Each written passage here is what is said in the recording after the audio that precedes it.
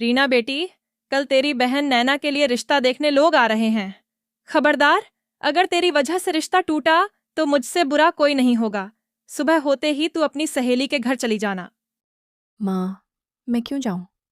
हर बार मेरे साथ ही ऐसा क्यों होता है? मैं भी तो देखना चाहती हूँ अपने होने वाले जीजा जी को। तुझे देखने की कोई जरूरत नहीं है। शादी के बाद देख लेना, समझी? ये कहकर सरोज बाकी तैयारियों में लग जाती है। नैना और रीना दो बहनें थीं। नैना पढ़ी लिखी, संस्कारी और शांत स्वभाव की थी, जबकि रीना बेहद खूबसूरत और आधुनिक सोच वाली लड़की थी। लोग अक्सर नैना की सादगी का मजाक उड़ाते और रीना की सुंदरता की तारीफ करते। यही बात रीना को अंदर ही अंदर घमंडी बना चुकी थी। सरोज को डर था कि रीना की सुंदरता के कारण कहीं फिर से नैना का रिश्ता न टूट जाए। इसीलिए वह रीना को घर से बाहर भेज देती है। अगले दिन अर्जुन अपनी माँ मीरा के साथ नैना को देखने आता है। उन्हें नैना का स्वभाव और सादगी बहुत पसंद आती है। बहन जी, हमें आपकी बेटी बहुत पसंद है। अगर आपको मंजूर हो तो हम यह रिश्ता पक्का करना चाहेंगे। हमें भी मंजूर है। और इस तरह नैना और अर्जुन का रिश्ता तय हो जाता है।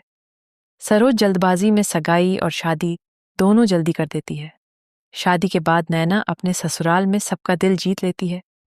वह सुबह जल्दी उठती, घर का सारा काम करती, सास के पैर दबाती और सबका ख्याल रखती। मीरा को वह बहुत पसंद आने लगी। कुछ दिन बाद अचानक दरवाजे की घंटी बजती है।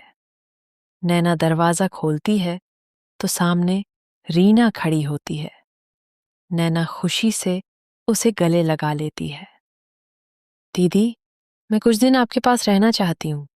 नैना खुशी खुशी उसे अपने घर में रख लेती है। अर्जुन जब रीना को देखता है तो हैरान होने का नाटक करता है।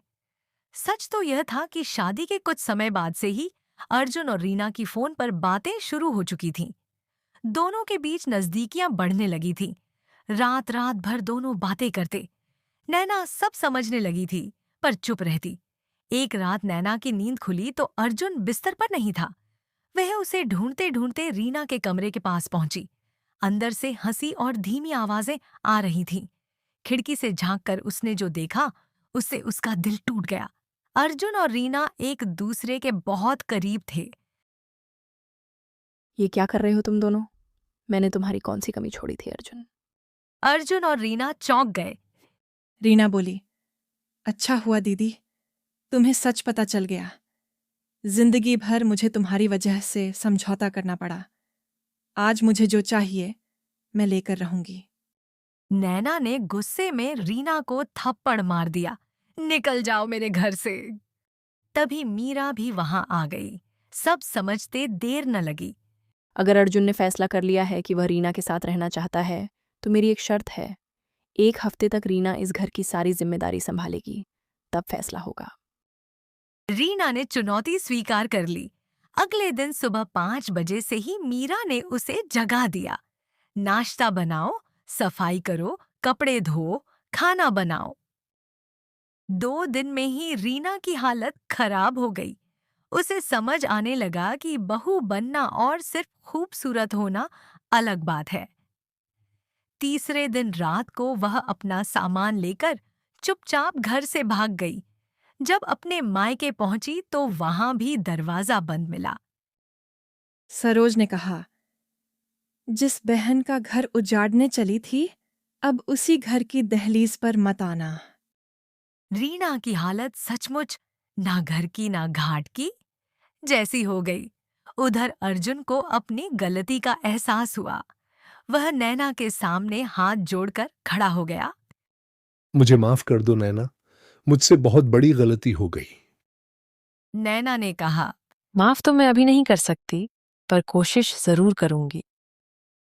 धीरे धीरे अर्जुन बदल गया। वह नैना का ख्याल रखने लगा, घर के कामों में मदद करने लगा, उसे घुमाने ले जाता, उसके साथ समय बिताता। समय के साथ नैना ने उसे माफ कर दिया और दोनों की जिंदगी फिर से पटरी पर आ गई। और रीना, उसे अपनी गलती का एहसास जिंदगी भर रहा। ईर्ष्या और लालच इंसान से उसका सब कुछ छीन लेते हैं। जबकि सच्चाई और धैर्य अंत में जीतते हैं।